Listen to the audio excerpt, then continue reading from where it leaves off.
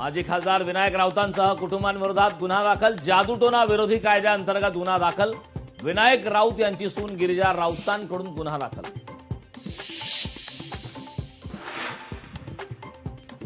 कोपरखैरणे पोलिसांनी स्वागत डान्स बारवर कारवाई करत गुन्हा केला दाखल. डान्स बारला बंदी असताना सुद्धा नवी मुंबईत डान्स बार सुरू असल्याचा व्हिडिओ लोकशाही मराठीने केला होता प्रसारित. साताऱ्यात पावसाची दांडी. कोयना धरणात केवळ 60 टीएमसी साठा तर खरीपाच्या पेरण्याही रखडल्या.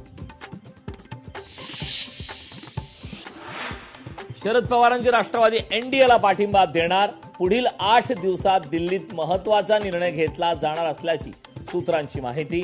तर भाजपसोबत जाण्याबाबत अद्यापही पक्षात मतमतांतराची सूत्रांची माहिती. ऑपरेशन टायगरच्या लीड रोलमध्ये श्रीकांत शिंदेच 5 खासदारांना ओम बिर्लांकडे घेऊन गेल्याचा श्रीकांत शिंदे आणि प्रताप सरनाईकांचा जुना फोटो समोर.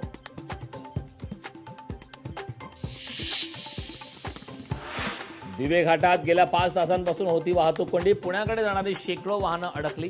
पुणे ग्रामीण पोलिसांचा ढिसाळ कारभाराची चर्चा.